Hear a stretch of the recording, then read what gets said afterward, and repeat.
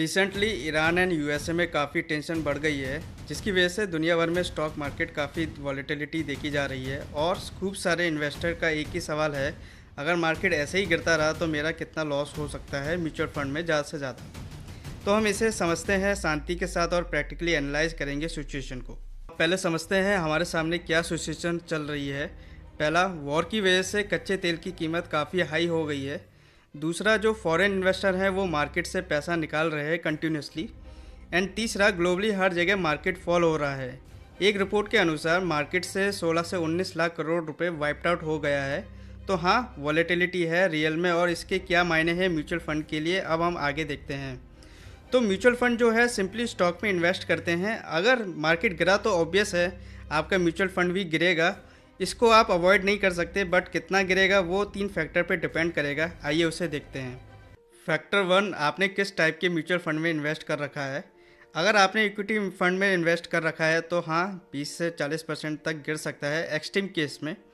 अगर आपने hybrid fund में इन्वेस्ट कर रखा है तो आपका पोर्टफोलियो थोड़ा सा गिरेगा। अगर आपने डेब्ट फंड में इन्वेस्ट कर रखा है तो कोई फ़र्क नहीं पड़ेगा। तो जिन जिन लोगों ने इक्विटी फंड में इन्वेस्ट कर रखे थे या रखा है, तो उनके काफ़ी गिरने के चांसेस है और उनको इस सिचुएशन का सामना करना ज़रूर पड़ेगा। अब बात करते हैं दूसरे फैक्टर की, कितने लेवल तक मैक्सिमम मार्केट गिर सकता है। तो अब हमें हिस्ट्री में जाना होगा to find out the level. आपको याद है कोविड के दिन, कोविड में मार्केट मैक्सिमम 35% तक गिरा था। तो आप सोच के देखिए, उन दिनों पूरी दुनिया रुक गई थी।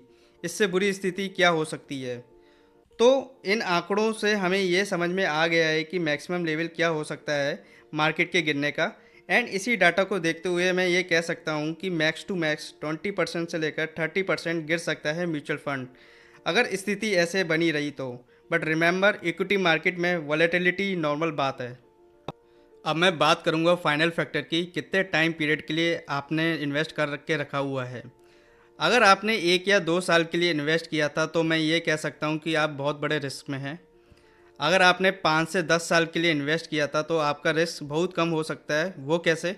मार्केट जो है रिकवर भी करता है।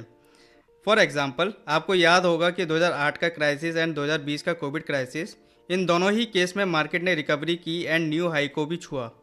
जो अब बिगिनर हैं वो सोच रहे हैं कि मार्केट तो गिर ही रहा है तो क्या मैं एसआईपी स्टॉप कर दूं। मैं बोलूँगा वो बेवकूफ़ी कर रहे हैं, क्योंकि मार्केट गिरने की वजह से उनको लोअर प्राइस में शेयर्स मिल रहे हैं, जिससे यूनिट बढ़ जाएगी एंड जब मार्केट रिकवरी फेज़ में आएगा तब काफ़ी प्रॉफिट जनरेट होगा। So stay invested in SIP, मेरी ये राय रहेगी उनको। मेरी प्रैक्टिकल एडवाइस, पहला, पैनिक होकर सेल मत करो। दूसरा, एसआईपी कंटिन्यू रखो। एंड तीसरा, हर रोज़ पोर्टफोलियो चेक मत करो। देखो, ये जो वॉर है, इन्फ्लेशन है या ग्लोबल क्राइसिस है, ये आएंगे एंड जाएंगे। आपका focus long term wealth creation की तरफ होना चाहिए हमेशा।